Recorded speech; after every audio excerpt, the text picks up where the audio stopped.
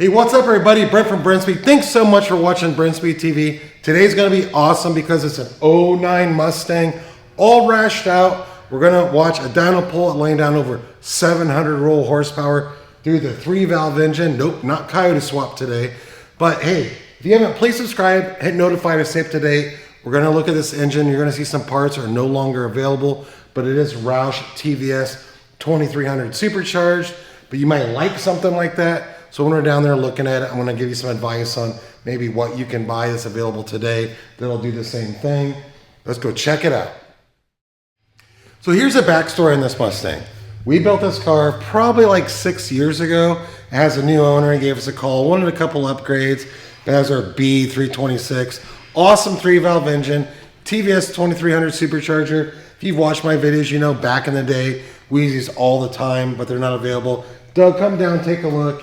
When it was in this time, we installed 95-pound fuel injectors running about 14 pounds of boost.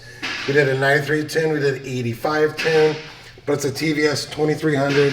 The cams are 127 450s, 4 return style fuel system, all the cooling mods. So basically we have a fully built 3-valve right here with the TVS 2300. The reason I love these, always loved them, is the full torque right when you go wide open throttle, and this car lays down 680 torque to the tires. So that's honestly a lot more than a lot of Coyotes make. You watch a lot of our Coyote videos, the torque's, you know, maybe 550, 600. So for a 3-valve right here, that's some sick power. Check out this dyno pull, and then we're gonna talk more about it.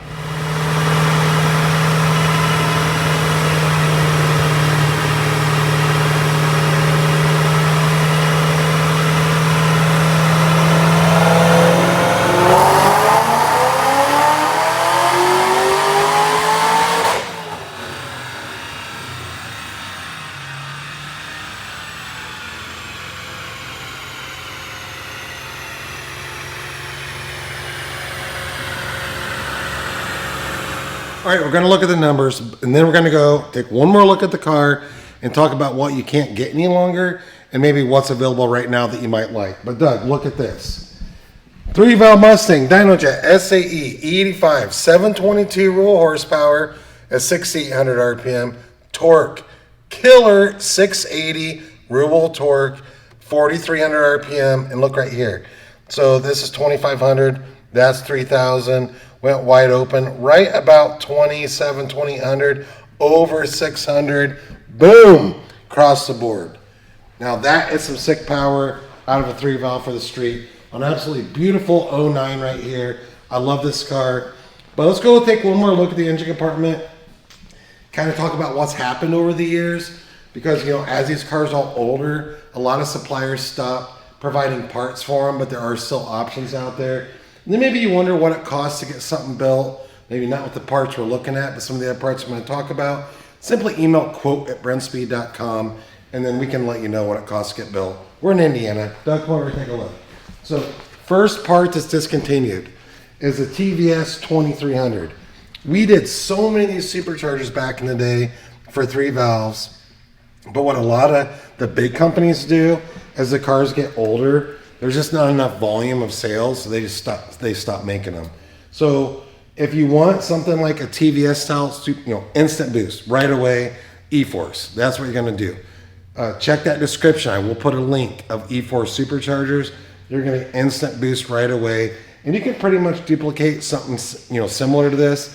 A lot of people go with the Paxton Novi 2200. It's not instant boost, but it's capable of a lot of power. You know, it's capable of 700, especially on like E85. So that's a really good option. And I'll put a link at the end of a bunch of 3-valve Mustang videos. You can just click on, and you can look at like all these different type blowers we have for the 3-valve. But maybe you have like a Coyote, search around our channel. You'll see other videos of those as well. This engine's built, okay, not a stock engine.